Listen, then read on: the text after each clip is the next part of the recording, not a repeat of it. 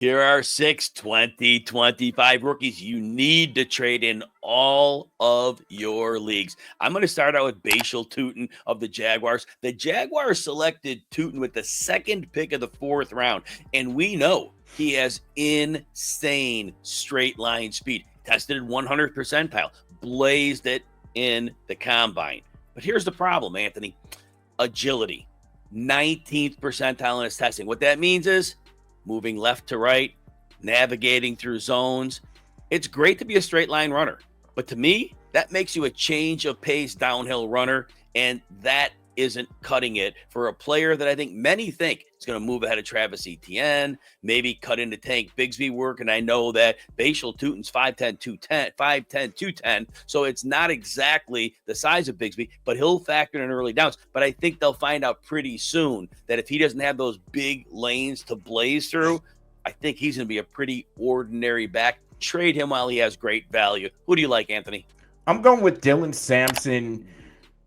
The production in college was strong, nearly 1,500 rushing yards, 22 touchdowns in 2024, while averaging 5.8 yards per carry. He has traits. The burst is elite, slippery in space, solid as a pass catcher, can stretch defenses horizontally. But here's the thing. Sampson is a committee back in the NFL, and it looks like he's on a tough path to immediate relevance. He lands with the Cleveland Browns, which has a pretty crowded backfield. They just spent an early second-round pick on Quinshon Judkins, who's flat out better. They still have Jerome Ford, who's been a steady producer and knows the system. Sampson's frame is also on the smaller size, 5'8", 200 pounds, and he's not the type of back to bang in between the tackles. He's also a below-average blocker. If you're banking on Sampson being more than a third down back or a rotational piece in year one, you're probably overestimating his situation. Dynasty managers are still intrigued by the raw numbers and the potential upside, which makes now a great time to sell. My next player to sell is Matthew Golden, 1st round pick of the Green Bay Packers. Why would you sell a 1st round pick? Here's the problem. Jordan Love. In the second half of last season, the Packers realized that Jordan Love is best as a game manager. You lean on that rushing attack and Josh Jacobs. Second half of the season, Jordan Love was attempting 27 passes per game. That is a microscopic number by NFL standards. We already have Jaden Reed's going to get some targets, Romeo Doubs or Savion Williams, Tucker Kraft's going to get some targets. How much is there to go around? And the other problem, we've seen it with Jordan Love. He's a questionable deep passer. So if they wanted to draft Matthew Golden to be that take the top off the defense player, I don't know that Jordan Love consistently takes care of that. And if they're going to focus on Golden in the short and intermediate area, they have better players there already. So that said, this is not a good situation for Matthew Golden. Sell him now.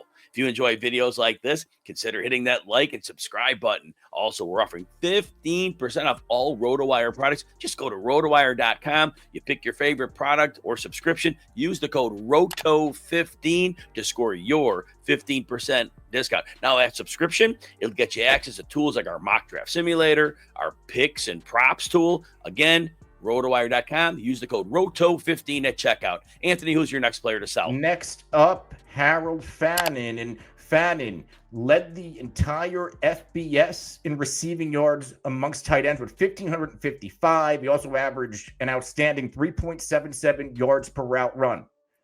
That's why a lot of fantasy managers see him as a value pick in the 3rd round of rookie drafts. And on paper, I get it, but here's the problem. He landed in Cleveland behind David Njoku. He was a locked and loaded tight end 1.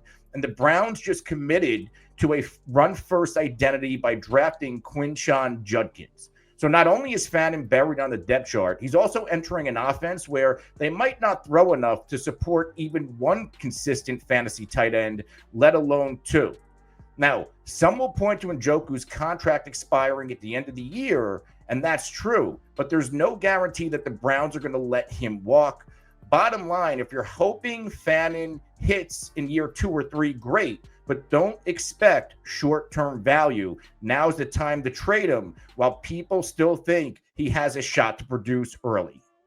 My next player to trade, Luther Burden of the Bears. The Bears spent the second round, 7th pick of that round on Burden. Burden, a big slot, 6 foot, 206. His speed did not go great at the combine. 63rd percent, I would have liked more. We know in college he was getting all this yardage after the catch. He was heavily schemed open. Maybe he's better than that, but I think he was a product of his college system. And if we're wrong, we're wrong. But I think in this case, if that's the case, his transition to the NFL may be more difficult than we imagine. I still believe at the end of the day, DJ Moore, Romo, Dunze, Colston, Loveland are going to dominate targets. I think Burden is clearly the 4th option in the passing game, and I think that's a player I want to sell now while the buzz is high. Who else do you have, Anthony? I'm moving on from Emeka Egbuka, the Ohio State standout. Now, we know the good things about Egbuka: solid size, great speed, elite yak ability, polished route runner. He also has draft capital on the side, went in the 1st round.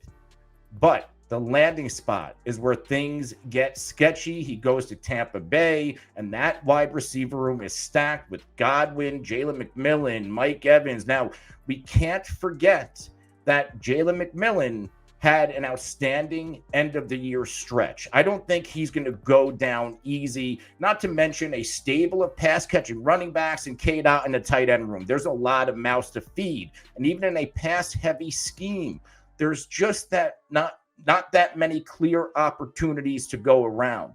Even though he has that 1st-round draft capital, now is the time to sell on Egbuka because people are hot and heavy on these rookie wide receivers that came out. You can sell him while people think he's going to have a path to opportunity because he has that capital on his side.